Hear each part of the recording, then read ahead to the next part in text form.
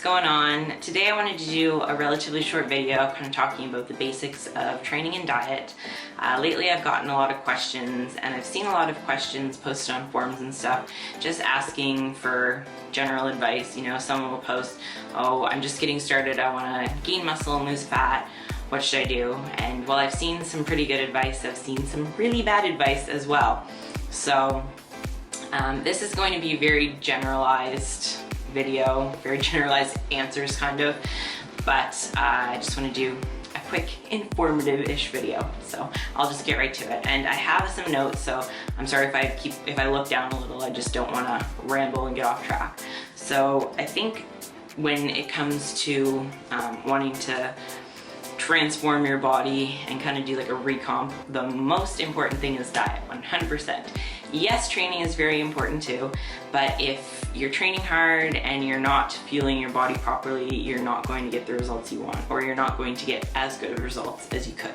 So first thing is that protein is key. So you want to aim for about 1 gram per pound of body weight to start with. Obviously, like I said, this is very generalized, but that's definitely a good starting point. So for a lot of females, this probably seems like a lot, or I don't know, anyone getting started, it probably seems like a lot of protein, but protein is so important. It helps with muscle growth, recovery. It can help keep you feeling fuller for longer. I've heard a lot of females say, oh, I don't want to eat too much protein, I'm gonna get bulky. You're not going to get bulky or gain a lot of muscle unless you're really, really trying. You know, females and males, we both have estrogen and testosterone, but the levels are very different. Obviously, females have a lot less testosterone than males do. So it is very hard for us to put on muscle like they would. And like I said, unless you're really trying, you're not going to. And you're definitely not going to look like a bodybuilder or anything. You know, there might be that 1% who's genetically gifted and puts on muscle pretty easily, but even then, to get to that level, it's just not gonna happen if you're kind of just half-assing it. So protein is very important. Do not be afraid to consume a large amount, because it might seem like a lot to you if you are not used to it. So basically from there, once you figure out how much protein you need, you can kind of play around with carbs and fat. So depending on what your goal is, you want to figure out if you want to be in a calorie deficit versus a calorie or caloric surplus. For anyone who's wanting to gain muscle, you do not want to be in a caloric deficit, because you need to be eating a little bit more than you're burning in order to grow. So at the very, very minimum, I would say you should be at your kind of like caloric maintenance. But if you want to gain muscle, be in a little bit of a surplus. It doesn't need to be crazy, but you should be in a bit of a surplus. And like I said, you can't be afraid to eat.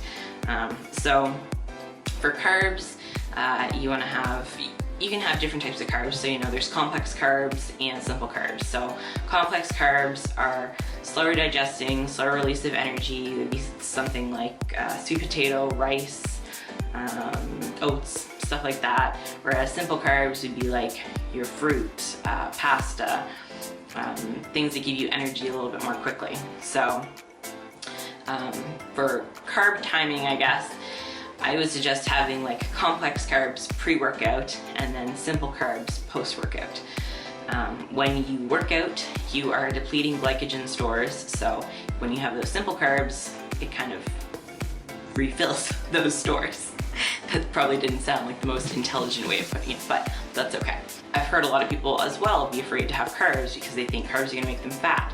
No, if you're in a huge caloric surplus, or you know, even just a little bit of one, and you're not training, then yes, you are going to gain weight, but carbs are not necessarily the culprit. You need carbs in order to build muscle, and carbs provide energy. They're your body's first source of energy. So definitely do not be afraid of carbs. And then you want to look at fat. So everyone, I don't know, there's so many different diet methods out there. Some people are afraid to have fat, but fats are still very important. They help to regulate your hormones. They help Some fats or sources of fat can help with inflammation, like omega-3s. Those are really great for inflammation, and fat can still be a source of energy. It's not going to be your body's primary source, but it can still provide energy.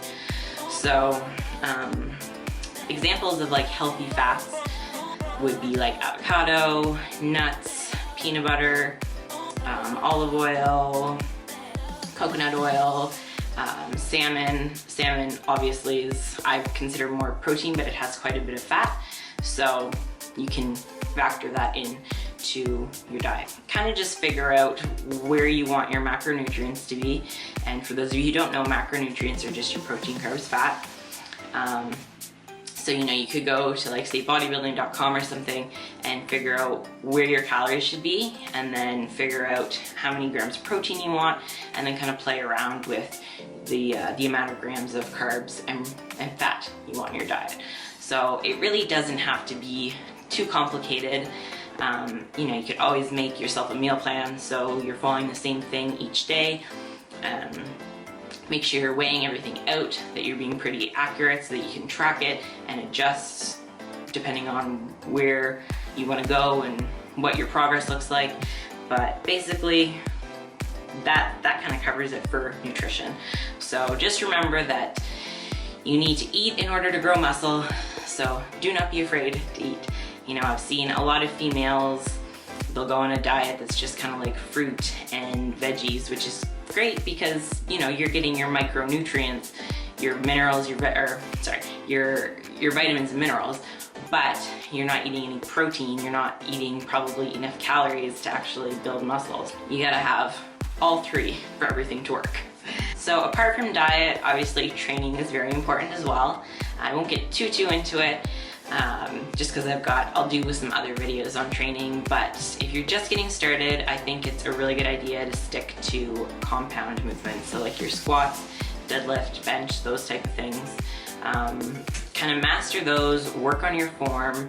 With anything, you want to make sure your form is good because it's very important. It will, prevent injury. You will get so much more out of the exercise if you're performing it correctly, and you'll just prevent a lot of issues in the future. If you're not doing something properly, you could, create imbalances and stuff like that. So form is very important. This kind of goes along with training, but cardio, you probably don't need to start with a ton of cardio. This is obviously very different for everybody depending where you're starting, but I would keep it pretty minimal. If you're someone who's kind of overweight, hasn't really ever eaten that great, doesn't train, and then you implement the diet tips and you start training, you're gonna see a pretty big difference in the beginning. I'm not saying cardio is a bad thing. Obviously it's great for your cardiovascular health, so you could always implement a little bit here and there if you want.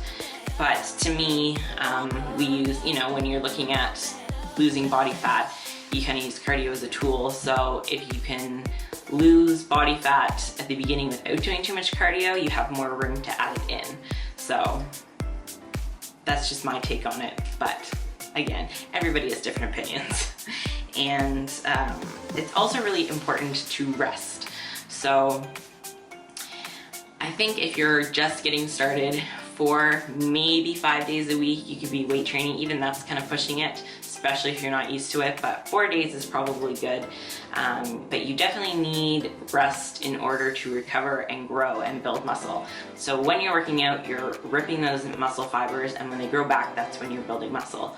So you don't have to be a complete lazy ass on your days off. You could have an active rest day where you're playing a sport or going for a walk outside or whatever it may be, but you don't want to necessarily lift weights every single day, because that'll just slow down your process because your body won't be able to recover quick enough. So that's pretty much all I'm gonna go for training. Like I said, I can do some more in-depth videos later, and I'm gonna have lots of videos in the future with my training, and I've got lots of ideas, so more to come, but I don't want this to be too long, so I'm gonna keep it pretty short. Apart from that, I would say supplementation wise, you don't need to go too crazy. Foundation supplements like fish oils, multivitamin, probiotics, veggie greens, those kind of things are really great all year round. for anybody. And then if you kind of want to add in some other things, some of my go-tos, I guess, would be like creatine. So you could use either creatine monohydrate or creatine. Basically, creatine is just a buffered form of creatine.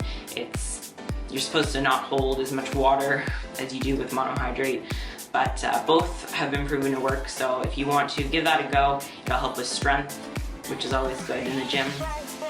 Glutamine is a really great supplement. So it's the most common amino acid found in our muscles, but it's also very easily depleted.